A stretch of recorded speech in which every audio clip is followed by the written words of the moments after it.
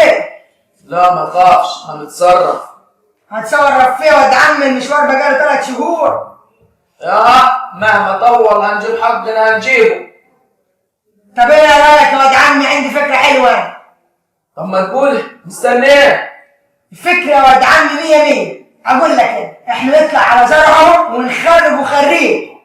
صدق فكرتك حلوه، وهم يطلعوا لنا واحنا نضربهم. بس خلي بالك الضرب في رجليها، مش عايزين نخش في طار تاني، واوعى ابوك يعرف الموضوع ده هنروح في داهيه. ما تخافش انا. طار ايه يا ده انت وهو والكلام اللي عم تقولوه ده؟ مفيش حاجه يا عم والله. مش نقول حاجه خالص.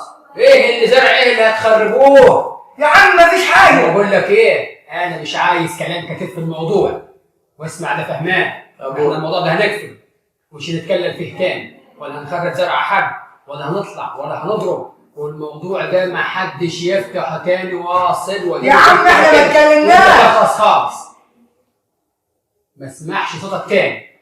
خراب مش عايزين، وكلام في الموضوع ده تاني تقفلوه خالص. طب عجبك جاي يقول لي الناس بتتكلم علينا؟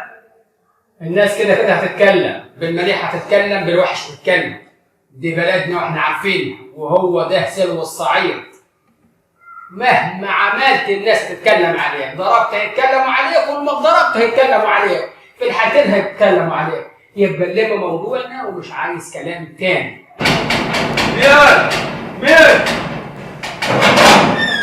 يا فهمان فين ابوك يا فهمان؟ فوق ليه؟ ايه في خبر 100 يا فهمان فين ابوك؟ هو فوق، روح قول له روح. لما اطلع اعمل يا عمي ايه عليك في ايه؟ جبت لك خبر ب1,000,000 جنيه يا عم. جبت منين الخبر؟ البلد كلها هتتكلم يا عم. زرزور واتنين من عيلته اتقبض عليهم. يا راجل والله يا عمي. زرزور اتقبض عليه؟ مين قال لك انت الكلام ده؟ البلد كلها هتتكلم يا عمي. ايوه تتكلم منين؟ يعني في حكومه جت البلد؟ الحكومه ماليه البلد يا عمي.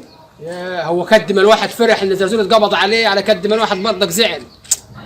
واللي زعلك يا عمي؟ برضك يا واد الواحد ما يحبش الخساره لحد، وما يحبش ان حد يتضر، لكن يلا كده على الاقل تفش غليلنا وغليل العيال والمره اللي عمال تتكلم وتقول لك كان وماني.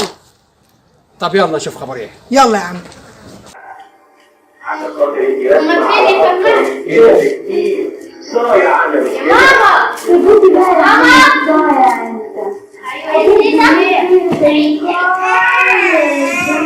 ماما عايزة ايه؟ جايبالك خبر حلو يا ماما. تعالي اقعد تعالي. خبرين حلو. هو خبر يعني هو ما يفرحش، بس انا عارفه ان هو هيفرح. ما تخلصي وتقولي في ايه؟ عيلة زرزور واتنين من عيلته اتقبض عليه. صح؟ الكلام ده جد يا بنت؟ جد يا ابو. عرفت منين؟ البلد كلها عم تقول اتقبض عليه هو واتنين. ايوه عارفه يا بنتي، لولا الملامح لو كنت زغرت وجبت الطب لولا اخوكي لفرحتي ما كانتش تتواصل. اخيرا يتكتوا ويتسجلوا كده. اغنيك كانت ايه سجن؟ 25 سنه. 25 سنه؟ ما خدوش ليه اعدام؟ ما اتكبتوش ليه على وشهم هنا في العمر كله؟ خلاص يا ماما هم هيعيشوا 25 سنه. ولد 25 سنه؟ لا ما تكفيش 25 سنه. ولد اللي اترمى في التراب، والتاني اللي هيتحبس ويرقد جنبهم. طب ما ده زي ده 25 و25، يبقى ايه الفرق؟ لا ده ما يطفيش نارنا ده. تعالي خدي بس يا عم جعيد، الجماعه دي نصطلحوا يا باشا. يشرف في اي وقت. ازيك يا عمي؟ اترزع يا باشا. احنا مش عايزين طبيعي من الاول وغاويينش احنا مشاكل. لا ان شاء الله يجوا في اي وقت والبيت بيتهم. يشرف. ماشي يا عم جعيد ماشي. لا احنا العيال بتوعنا 100 انا مسكت العيال ومسيطر على الدنيا. لا مفيش اي حاجه الحمد لله. كفايه يا عم خلاص. يلا مع الف سلامه. مع السلامه يا اخويا. سلام. اما تقول يا فهيم. عم اقول خلاص يا فهيم. خلاص يا فهيم. انا اصطلح خلاص يا بنت الناس. مين اللي هيصطلح يا فهيم؟ الناس جايه بنفسها وعم تقول احنا عايزين نصطلح، واللي انتوا عايزينه اعملوه. لا عايزينه نعملوه؟ لا عايزينه نعمله فين؟ نصطلح فين؟ نصطلح ايه يا فهيم لما تقولوا ده؟ وانت عايز ايه؟ عايز ايه؟ عايز انت مش عارف عايز ايه؟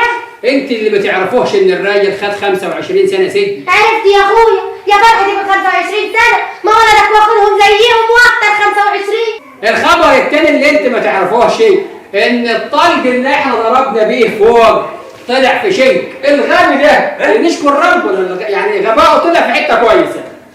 حط طلق في شنك كنا ما نلعب بيه ضربنا الضرب بتاعنا طلع في شنك.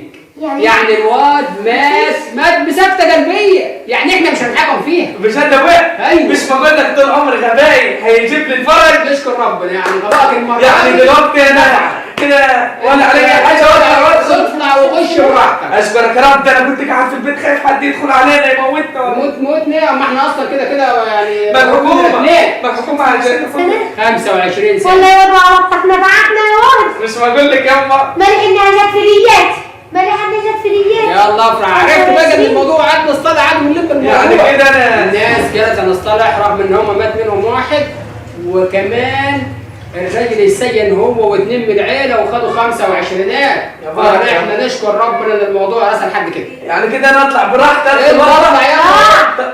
لا عاد ما تجرونيش في الكلام انت وهو. كلام ايه؟ كلامك اللي لما تقوله ده مش معناه الصلح يا استاذ فهيم. اللي مات بسكته قلبيه ما ماتش مننا، لكن اللي موتوه مات منهم يا فهيم. ما يضحكش على عقلك يا ود بطني. ياما حرام عليك، ما صدقت ان خلصنا. صدقت ايه؟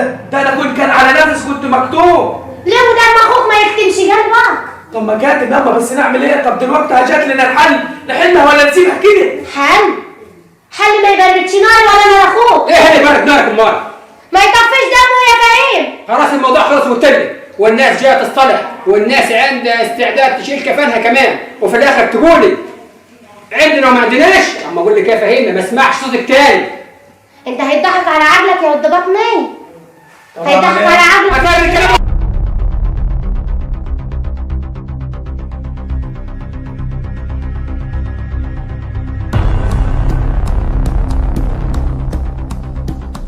كفايه حرام امال. الناس مات منها واحد واتحبسوا منهم ثلاثه وقعدوا 25 سنه وبيتهم خلصت، واحنا نشكر ربنا موضوعنا طلع تمام وزي الفل، وانت مش هتتسجن. عايزين ما تضربني يا فهيم على الدور يا فهيم. ايوه اضربك. انت ايه؟ مش مقضيكي حاجه. كفايه حرام. حاول اسمع كلام النسوان. خربتيها وبهدلتينا، عمال تقول اسخن وخد حرب ورده وخد مش عارف ايه. هنعمل اكتر من كده تاني. كفايه خراب يا ناس، كفايه خراب. هنستفاد ايه من الشر ونستفاد ايه من القتل؟ ايه اللي استفدناه غير الخراب؟ خراب بيوتنا خربت وزرعنا باظ. انا رايي من رايك يا عمي، العمار احلى. ليه؟ كديها نتكلم وكديها نفضل نحكي ونقول كده غلط. المشاكل مش كويسه، استفدنا منها ايه؟ في ايه لما نتنازل؟ في ايه لما نصطلح؟ في ايه لما اقول لك حقك عليا؟ في ايه لما اغلط فيك اقول لك انا اسف؟ لازم يعني نتنطط ونشيل السلاح ونخبط في بعض ونقتل في بعض. هي دي الماشيه ده تخلف. ده تخلف. الناس عم تتقدم، الناس وصلت القمر، واحنا لسه قاعدين في الطار وقاعدين في الجهل وقت زي ما قتلني واشتم زي ما شتمني. في ايه يا ناس؟ في ايه؟ احنا في القرن ال21، العالم متقدم حوالينا واحنا لسه في التخلف.